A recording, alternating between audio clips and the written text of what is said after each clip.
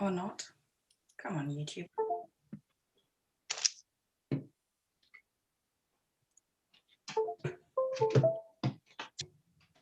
Gee.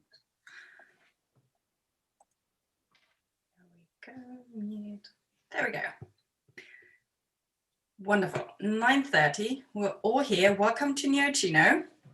The way it works is that you present a paper that got you excited last week, and you tell us why you were excited about the paper and what they actually did, and then we briefly discuss it. Now, I know that today we have 3 papers if we manage to get through them all.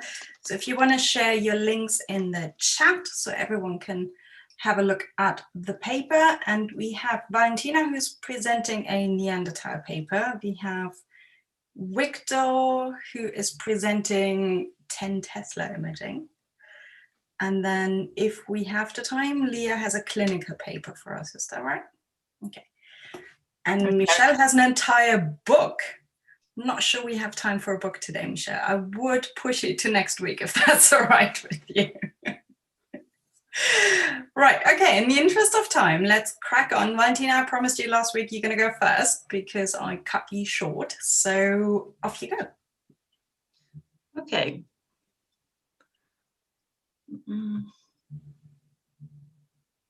All right, you all see my screen? Mm-hmm. Cool. So this paper has brought to my attention by Stephanie, and it's about a study that quantifies the difference in endocrinal development between Homo sapiens and Neanderthals. So Homo sapiens is our specimen. According to previous studies, the endocranial before birth and post-birth development between Homo sapiens and Neanderthals have been species specific. So according to previous studies, they developed in different ways. So this study collected data on basically skulls of neonate, infant, and adult, both Homo sapiens and Neanderthals, and reconstructed endocrinal space according to a very large number of 3-dimensional landmarks. If I'm not wrong, it was 922 3-dimensional anatomical landmarks that have been mapped onto the endocrinal space according to geometric morphometrics. And then they run a PCA test on these endocrinal landmarks to see how they are clustered together. And the PCA result showed that we have 2 very big clusters that represent the Homo sapiens and the Neanderthals development, endocrinal development, and then many clusters that represent the various phases of the development. Then the authors run multiple regression to look at the difference between the various endocrinal development clusters between the Homo sapiens and the Neanderthals. And the results show that at birth, so the neonatal endocrinal dimensions at birth is actually different between sapiens and Neanderthals. But then there are no differences in the overall development and the endocrinal development of the 2 species. And here they represent how Neanderthals and sapiens and endocrinal dimensions develop from neonate to adult. And as we can see in this figure, so in the early stage, we have positive expansions of the temporal and frontopolar cortex and the cerebellum. While and this is true for both Neanderthals and sapiens, while for the late development, we have less expansions, basically, of the endocrinal dimensions, both in the adult Neanderthals and sapiens. So this is really important because if before we thought that sapiens and Neanderthals developed in a really different way, now we know that even though at birth we are different, we were different, in the successive endocrinal expansions, we actually followed a common path. This could open up various like speculations. One of those is that Neanderthal wasn't really like a specimen, an isolated specimen, but maybe with their similar endocrinal development as the sapiens. They probably had similar cognitive functions, so similar cognitive capacities as the sapiens, and they maybe have inbreeded, so they maybe enter like sapiens societies and inbreeded with sapiens more easily because of the shared cognitive functions that the endocrinal development suggests. And that's it. Thank you, Valentina. Okay. Michelle, there you go. This is absolutely great. I was thinking, so if Neanderthal and Homo sapiens are different at birth, but follow the same trajectory of development, this is going against the evo-devo hypothesis, which will be at least, you know, maybe not in utero, but at least at birth, which would be like we start the same, but we evolve differently according to species or a long evolution. Yeah, so it would be more like a long evolution. And yeah, this is going against that. So what do you think? Yes, this is a totally new information, and I think actually I think that the authors expected Neanderthals and sapiens being different at birth, as far as the endocrinal development is concerned. But then they follow the same trajectory of development, so that's literally the opposite finding. That's funny. Yeah. Very good. Very good. Yeah. I wonder, comment. how many craniums do they have of Neanderthal? Because it's not like you have dozens of cranium for each different ages, I guess. So exactly. So they grouped neonate, infant, and adult according to like broad range of age, because they had 70 here, 79 modern humans, so sapiens, and 15 Neanderthals. Yeah, and they were different in age, and they grouped the three groups according to ranges. Mm-hmm. Okay, so it's quite a small sample. Yeah, it is. I mean, how do you have any information about the validity, the estimated validity of the finding? Do they know how much they are sure about the difference in the young ones? Because the most obvious difference to me, at least to my eye, is the neonatal different brains, and I don't know how many specimens they have to compare them exactly, because if they are yeah, they provide a list of how many for each group, you mean? okay, yeah, for the young ones. Yeah, so modern humans, Neanderthal, 1, 2. yeah, I mean, okay. So yeah, it's 1-2 weeks. I think it's one per yeah.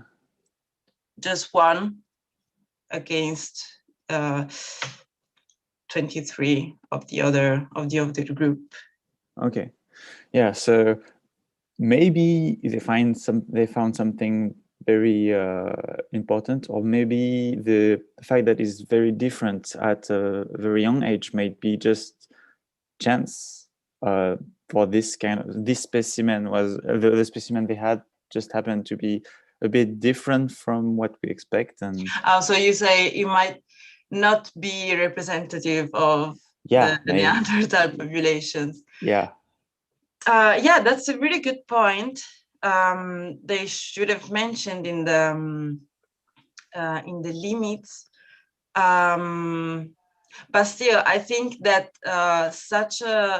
such a study is really it's really new. Like nobody recreated the endocranial 3 dimensions of the brain of Neanderthals, and yeah, I mean it's also like means availability. That's true. No, the study is great. Actually, it's I find it super interesting, and the way they tackle the problem is yeah, very very interesting and cool. But yeah, that's just the yeah. Still, there's a population representation. they can't do anything about it. I know. That's yeah. Leah, you had a question as well. Go ahead. Yes, thank you, Valentina, for presenting. And maybe you said at the beginning, but I miss how they obtain the 3D representation of the skulls. Did you do like a CT through optical imaging? Exactly. They start from the CT image. So yeah, they start from the CT image, and then from there they set like 3-dimensional markers, and started to map according to geometrical correspondence. Like they start with one sample of like neonatal one, and then from there they move to the second group and see the how the landmarks shift within the CT scan. Okay, thank you. Yes, I missed it. Very good point. Great. Are there any other questions? Yeah, Victor. It's more about it's more comments than a question. It's about the fact that these there was another article about Neanderthal and brain very recently, but that were using organoids of brains to study the difference between Neanderthal and human. So I was wondering if you had seen it. No. Okay, I just sent it to the chat. They basically, where's the chat? Here. Okay, so I just looked quickly right now because I just had the headline in memory. But basically what they did is to compare the genome of Neanderthal and humans, and they created, I think, some kind of artificial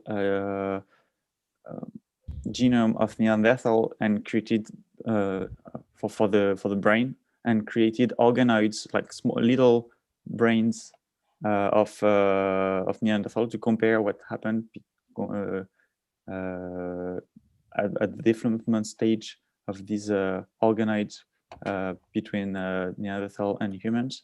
And the results show that it's very different, at least visually. It's like the human ones are smooth, the human organoids are smooth, and the Neanderthal ones are very bumpy, for the lack of better term. So it was just, I just wanted to plug this in because I thought it was relevant. Yeah, thank you. I'm reading right now. Yeah, that's cool. Like a live review of a paper. Yeah. Thank you, Victor. You're welcome. Very good call. Looks like Valentina has a paper for next week already. Follow up. I think the idea is good. So as so if you remember when I presented my the paper, this is different approaches. So the one from the endocranial and the one from genetics is very different ways to get to the Neanderthal brain. So very interesting to see both approaches. You could even 3D print one for us. Yeah. And yeah, I had a. It's more, yeah, like Victor. It's more a comment, but I'm always wondering on the sample of Neanderthal, the secular effect on these samples, because I don't know. So Neanderthal has a spread from 30,000 years ago to 100, and so I don't know the effect of comparing a brain of 30,000 years to another brain, so from the same species but from very different time frame. So I don't know if they took that into account, because when you take a sample of Homo sapiens, you know they are from the same generation or very close, but for Neanderthal maybe that spread over more than 1,000 years. So I don't know the effect of that. No, it's a very good point. As far as I recall, they don't address this point, but I might be wrong. So I will give another reading and then I will get back to you, because it's a really good point. I mean, yeah, they compare like very different samples in terms of ages. Yeah, and also the location. So, and in general, in terms of life. So here we live in kind of very uniform society and the world, but for Neanderthal, maybe living in one place and live to another place, it's completely different. So we can imagine the development of a brain and the environmental effect can be completely different. So I don't know if they can take that into account, because it's, I think, difficult to go back in time. But yeah, I will give it another reading, because I don't remember they addressing this point. yeah, I think it's difficult anyway. So Lovely, thank you so much. Right, let's move on to the next one. Victor, you ready? All right. Which one is it? Also, I changed my settings because you sometimes complained, at least some of you, that you can't share your screens, like your desktop. That should now be possible. All right. Can you all see the article? Lovely. All right, perfect. So this article is about, it's a news feature from Nature, but from 2018. So, but it's still kind of relevant today. It's about the strongest scanners that we have available, strongest MRI scanners. Because and in general, they are talking about the ultra high field MRI machines that are now, I wouldn't say common, but that are getting there. Like the 7 Tesla are really getting they really are starting to be available to a lot of research team, and these 7 Tesla scans are even more available thanks to, for example, the Human Connectome project that have made these scans open to the community. So the article is presenting the difference, the kind of the global scheme of these scanners from what are the scanners available to, what some of the problems and what they can do.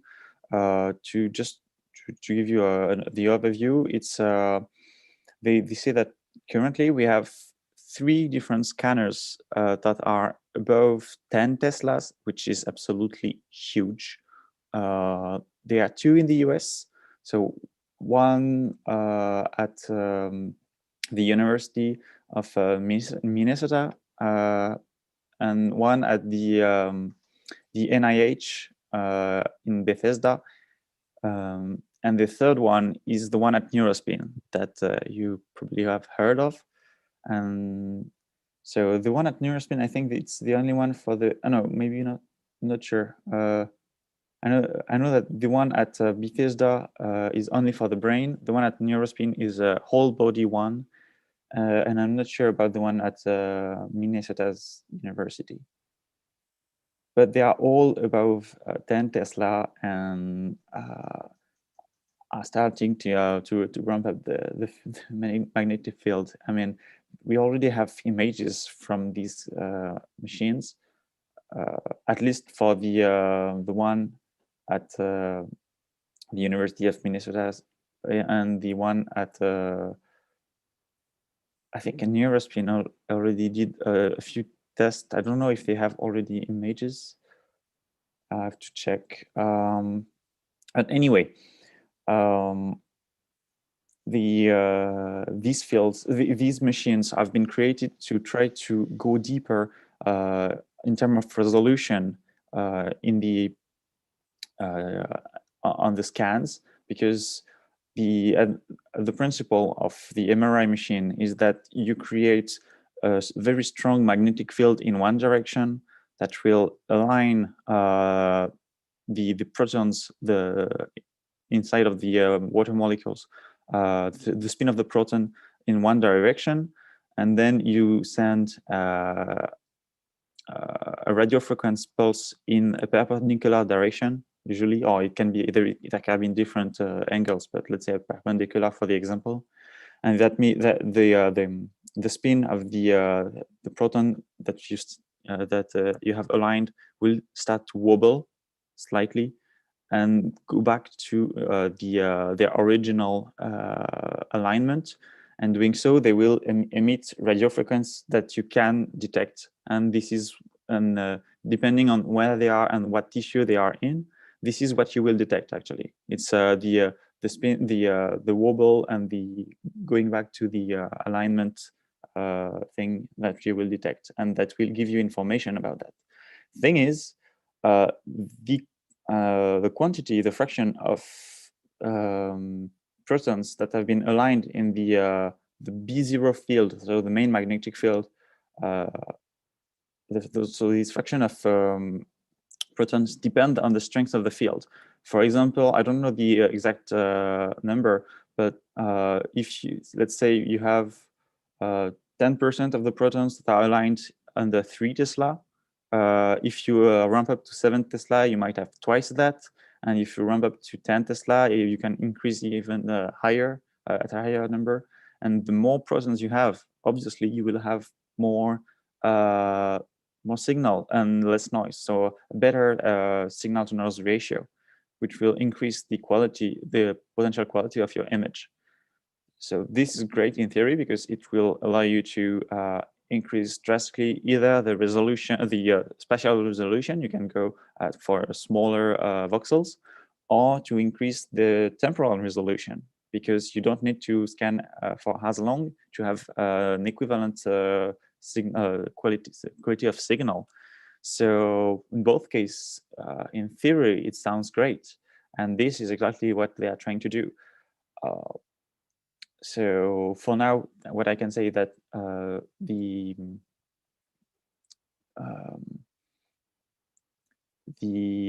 resolution that they managed to reach with the 10 Tesla from the not remember the University of Minnesota is that they imaged, I think at least they say in the article that they image the knee of a participant, that to check if they could see the fine details in the knee and to check for to see if they could reach a resolution that could detect small changes that would help for the diagnosis and the treatment of arthritis, I think.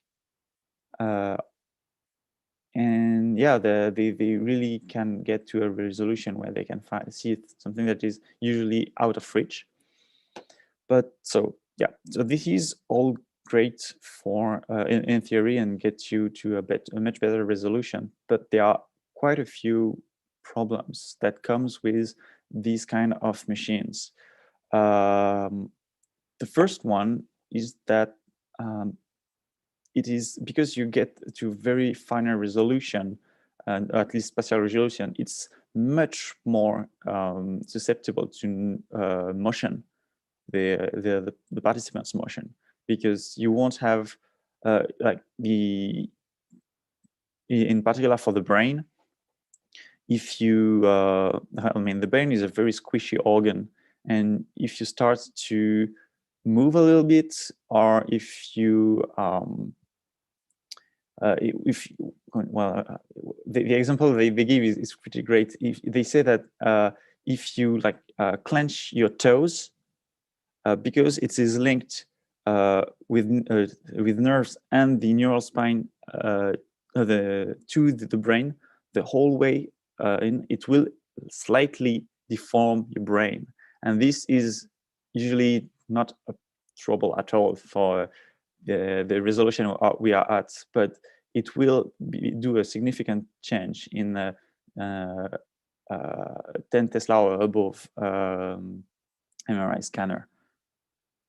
So yeah, so there is always the problem of the motions due to also the blood flow changing with the heart beating, and so yeah, a lot of small changes, small motions that would usually be just not really a problem are starting to they have to take them into account, and so this is a whole new research field to not to just realign the brain when the patient moves, but to realign the brain when the brain moves itself, like it deforms under different stress that are like inside of the cranium, not from just moving your cranium. So this is one problem, but there is also the problem that are linked directly with the machine, like the fact that these at higher field, these for fMRI at least, these very high field are not as homogeneous as the one we have at lower field strength, and so this can be a problem for like EPI and stuff like that. I'm not super. I'm not a physicist, so I don't exactly know all the trouble with the sequence of the fMRI sequence and the problem that that the homogeneity will lead to. I know that inhomogeneity will lead to distortion of the image usually, and it seems that it's even worse in this case. So it's another challenge, but I'm sure that this kind of thing can be worked out. So, there is also the other problem of overheating the tissue, because we are still we are using very powerful magnets and strong radio frequencies that can and are slightly absorbed by the human tissues, which cause heating. And one of the challenges is to absolutely avoid creating heat spots inside of the brain, for example, or any organs, but that's really a danger. So they say that there are already strategies in place, and that it should be all right. But for now, they are not. There is no. The machines that they have are only for research purpose, and we are far from having machines at this high, these strengths for clinical, for the clinical world. So yeah, a lot of new things that seems to be interesting. Oh, there is also the fact that these kind of machines are extremely, well, they are very big, very expensive, but also kind of fragile. For example, the one that I talked about that was a Bethesda, the NIH one.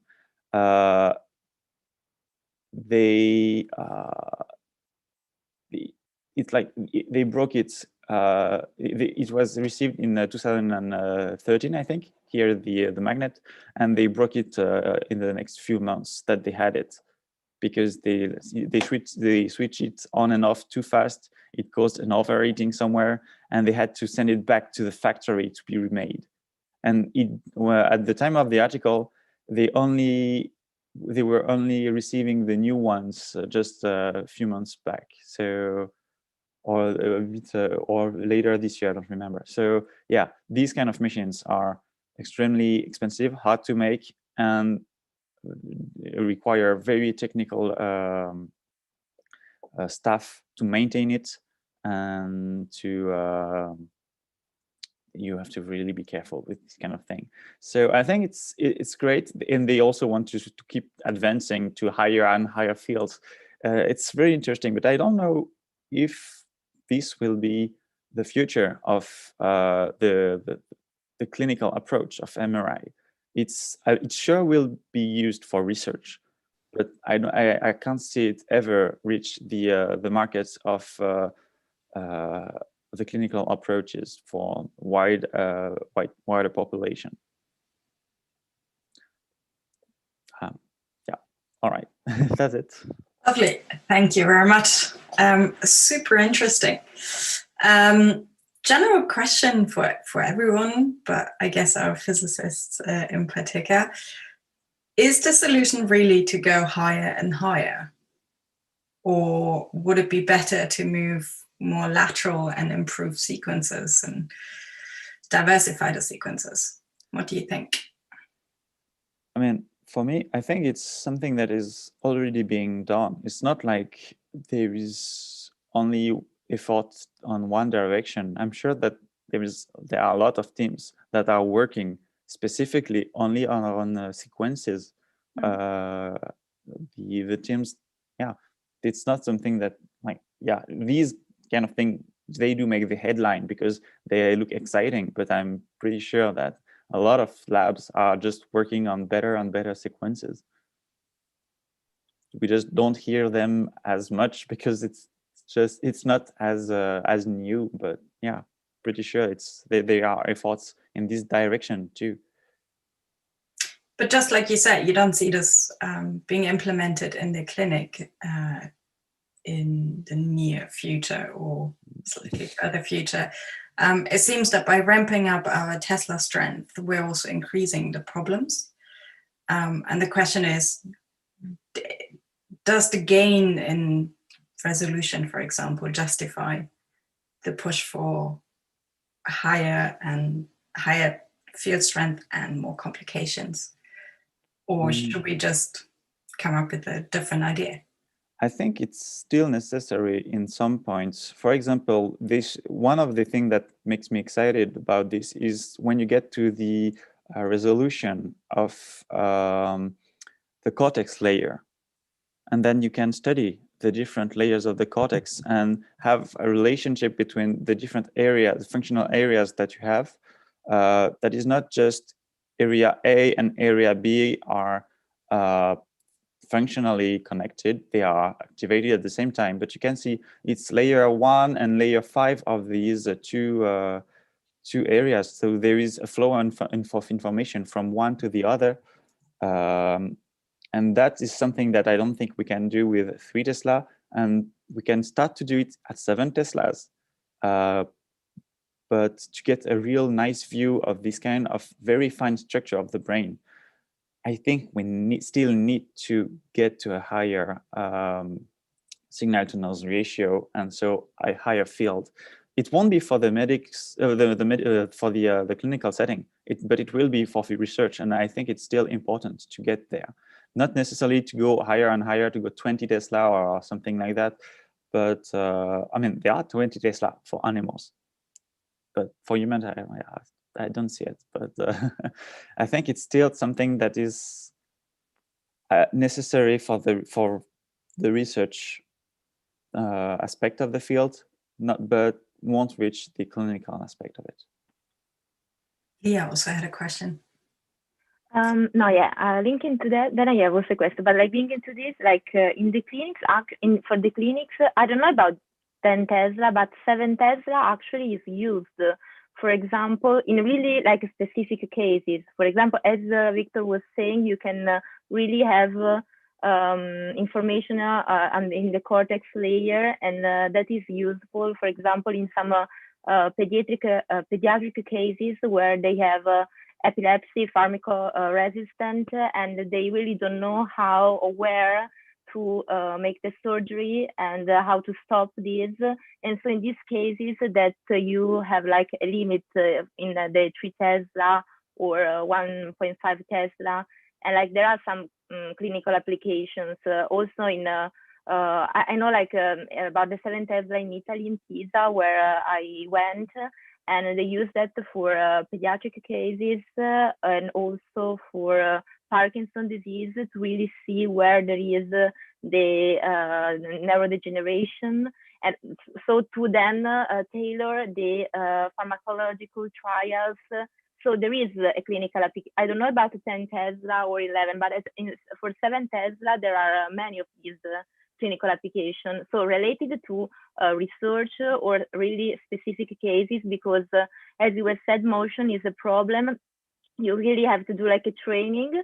Like I was impressed that there is a 0 Tesla where you just you are trained to go inside the scanner, because this required like half an hour, because it should be really, really slow, also for your blood, for everything. And so it's a really like specific and like high level clinic research collaboration, but there are these clinical applications. And then I wanted to ask you also, it's related to this clinical application, if maybe there are some sequence that can, I don't know if it was the point of the article, if there are some sequence that can gain more about the eye field. For example, for angio imaging, as there was in the cover, like for susceptibly weighted images, you can also use like different coils, for example, for sodium, because the radio frequency change, if you also change so the resonance frequency change when you change the field. And so like you can have like also information about these things that we can have with 3 Tesla. There are a lot of problems, but there are new perspectives that can be used for the clinics actually. Mm-hmm.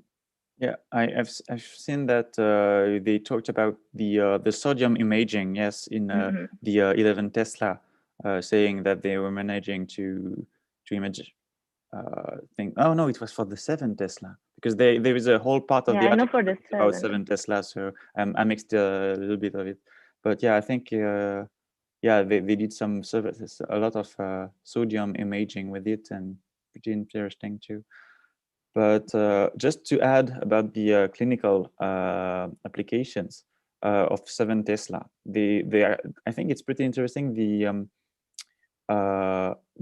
example they give is not about the functional application, the functional MRI at 7 Tesla. It's about just the structural MRI at 7 Tesla, which is so much more resolved that you can see much finer details, in particular with respect to the veins and the blood vessel in general.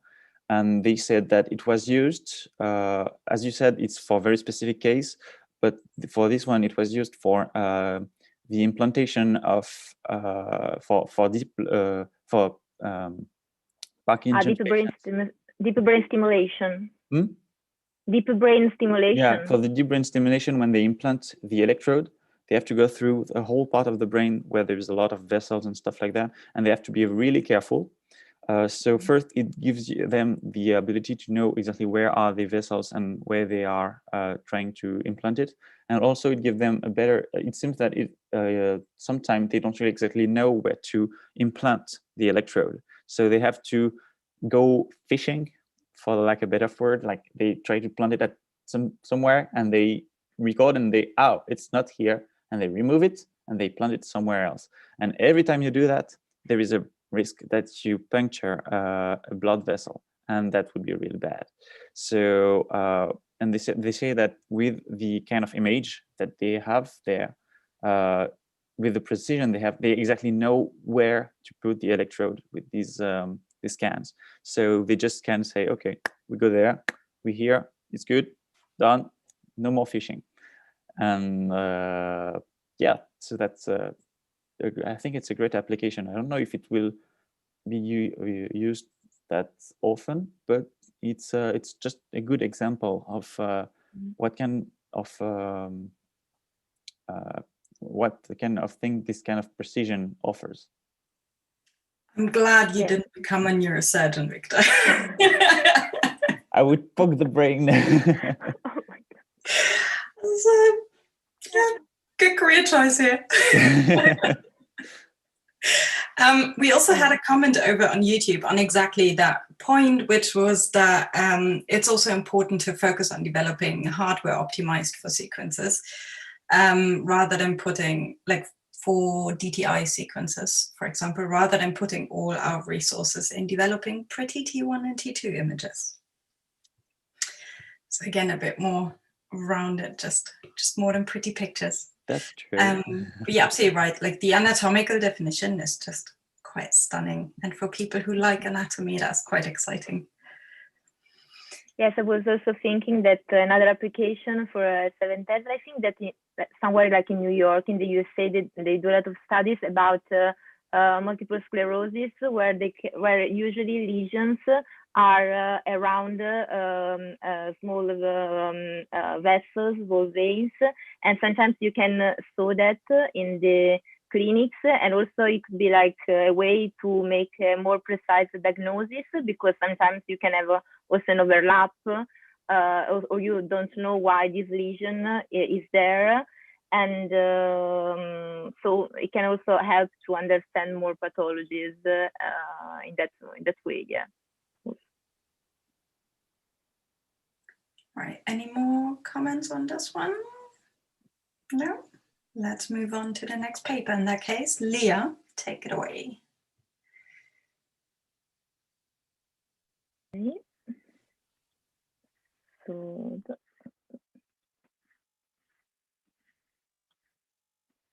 a little bit bigger. Okay, can you see, I think, the paper?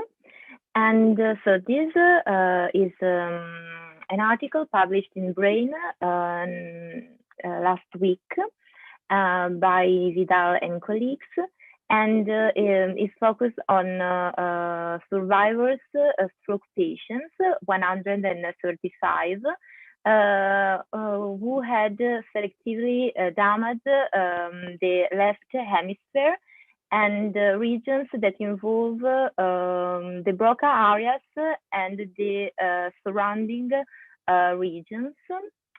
Maybe I will show you the group variability map of lesions.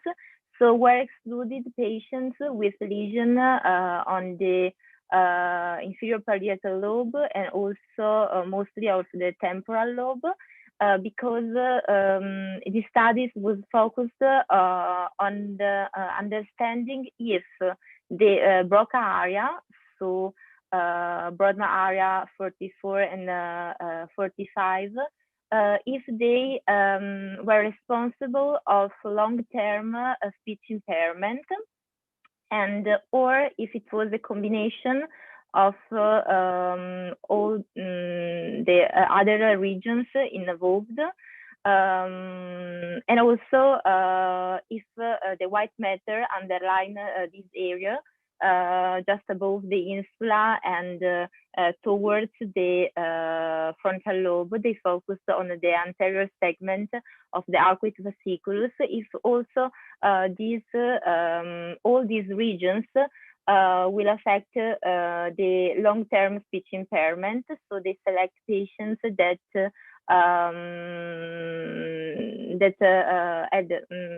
they evaluated patient after 3 months after the stroke event.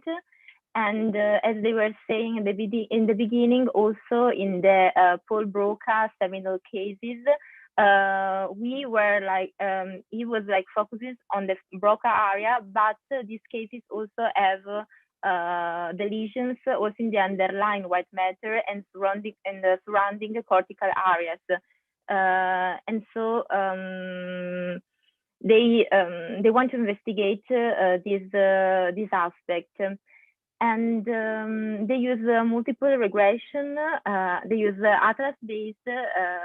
So multiple regressions was for the statistical approach, and also some Bayesian statistics. So a combination of these two, and also an atlas-based approach to evaluate the they call the lesion loading of these different regions.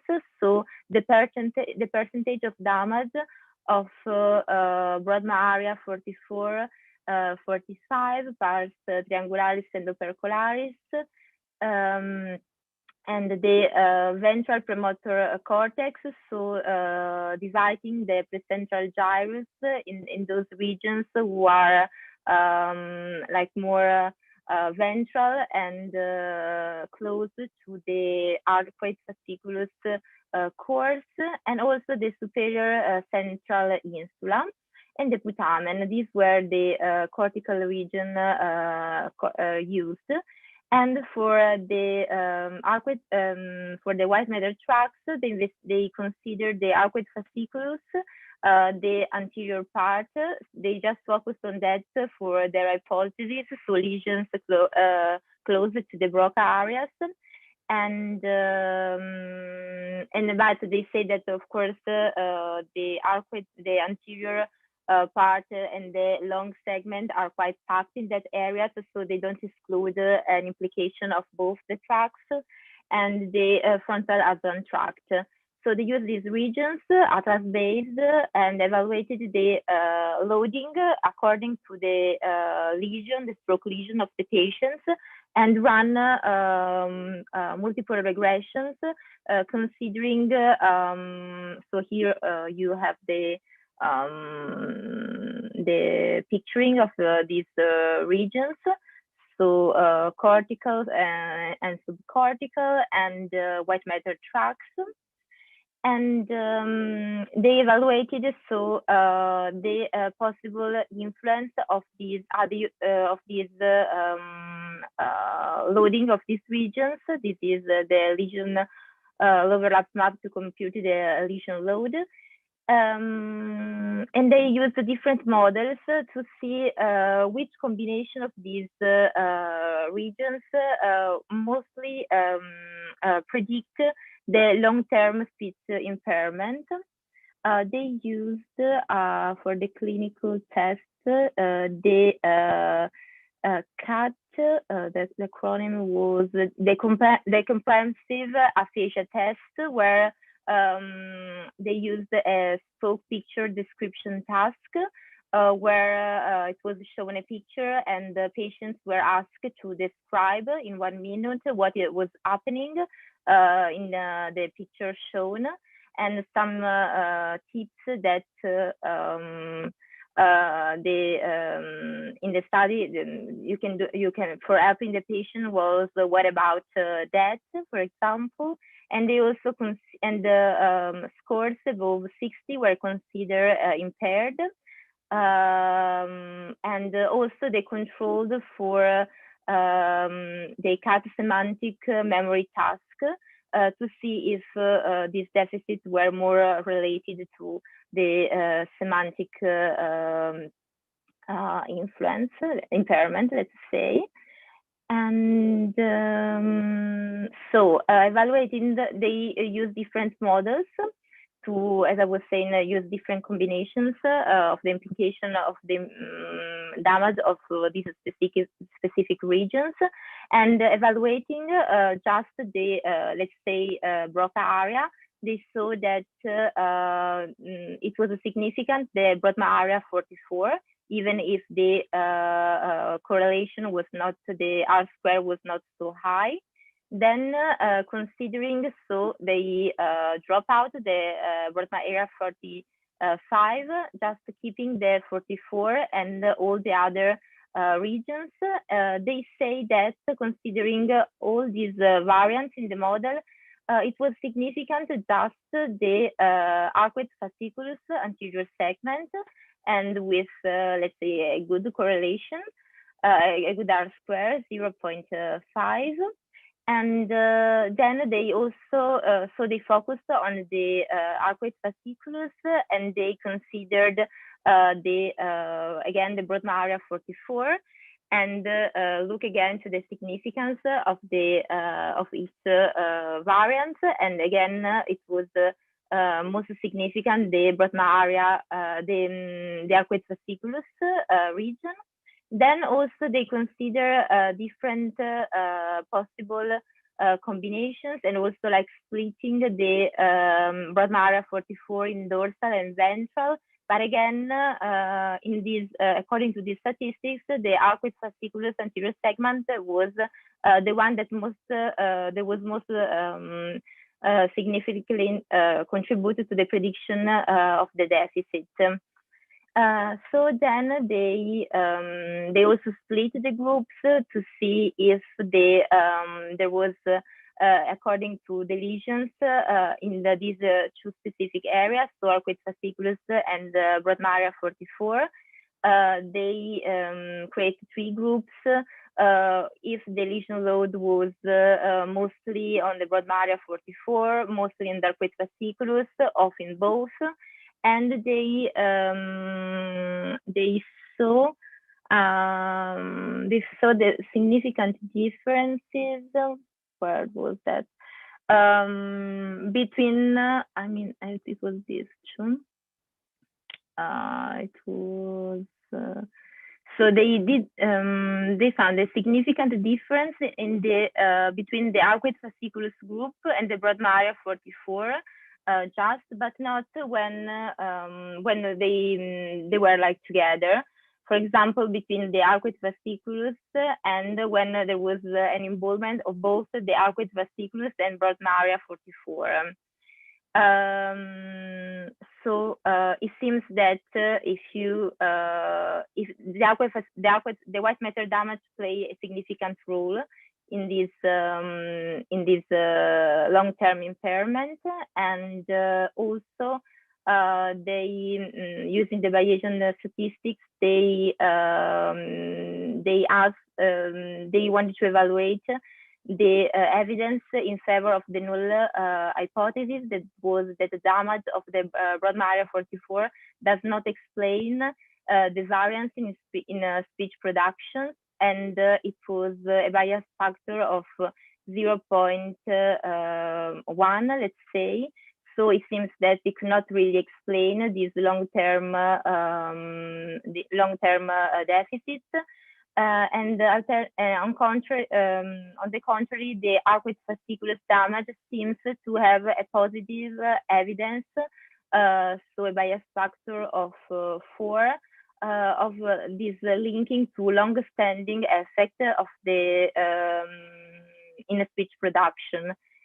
So to be sure, in the conclusion, they say that they don't want to say that the broad area does have any impact in the for language impairment in stroke. Actually, of course, there is a link. A lot of studies show that. They also discuss other techniques like electrostimulations in some during awake surgery in glioma patients, or transcranial magnetic stimulation. And they say that actually, if you stimulate the broad area, you can have an impairment or some in the phonological processing according to Brodmaria 44, and mostly semantic processing in Brodmaria 45. But it seems that there is no evidence for long-term speech impairment, and also as they evaluated, so the speech, like I can say how for example, in this task, when they are asked to describe a picture, so the spontaneous speech, yes, I wanted to say that.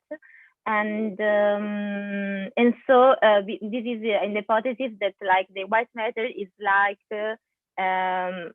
something that maybe is more difficult to recover after stroke. You can, this is so the idea that you can have a more cortical plasticity and for recovering after stroke. So if you have a damage selected selectively to the Broca areas, you can recover thanks to the involvement of the surrounding areas. And so from this data, there is no evidence that can bring to a long-term speech impairment. Instead, if you have a damage on the arcuate fasciculus, and maybe it was also the case of the seminal Broca's patients, you can have, it seems that there is an evidence that you will have long-lasting problems in speech production. And so I found this article really interesting because, of course, they are proposing like a shifting in the view of let's say lesion loading in stroke patients, and of course they focused on the white matter that seems to be really interesting, and maybe if we have a damage of that specific tracts could really impact in long-term patients' deficits. Maybe you have some comments on these or some questions. Thank you, Leah. We probably got time for one common question. Anyone? Oh, Michelle, yes. Couldn't help but see that like the lesions that they explore were mostly focused on lesions in the frontal lobe. And so in order to demonstrate the disconnection hypothesis of the anterior segment of the arcuate fasciculus, you should have a lesion in the parietal lobe that disconnects the same tract and lead to the same impairment or comparable impairment to lesion in the frontal lobe of that tract. And here, I don't think it is the case. No, they just like drop out patients with lesion of the parietal lobe because they just wanted to focus on the most anterior part of the arcuate fasciculus. So they selected the anterior segment, and they also say that it could be like interesting also to evaluate also which part, like so locally, which part of the arcuate fasciculus could be more related to long-term deficit. Okay, and I see. And they didn't regress for lesion size. They consider at some point also the lesion size, yes. Whilst Leah's looking, this is part of the Plurus study, so they would definitely have the means and the data to look at what you suggested, the disconnection from the parietal as well. So That'd that be would be great. possible follow-up. Yes, they consider. Oh, yeah, well, that's great. But also, it'd be nice to look at all the 3 segments. I know. Right. The disconnector would, yeah, be probably also more data-driven, but yeah, it's great. It's great. Like, I'm happy to carry on that discussion in a minute, but I don't want to keep people longer than they committed to. So I'm going to end Neuroccino officially here, but you're welcome to hang around and we talk about this paper a little bit more. And I also wanted to draw your attention that starting this week on Thursday, the CNS talks are beginning. So we will have 1 talk per month on the last Thursday. It's usually at 4 o'clock, but because our first speaker is in Australia, we're going to have it at 10 a.m. this Thursday. And we're going to have James McShine talk about the thalamus. So I hope we see you there. It's the first of many exciting talks. They're all on the website, so do have a look. And they're already scheduled on YouTube as well, so you can set yourself a reminder so you don't miss them. And with that, thank you very much for coming today. Thanks for the papers. And as I said, if you want to hang back a little bit and finish the discussion on this brain paper, then you're more than welcome. Thank you.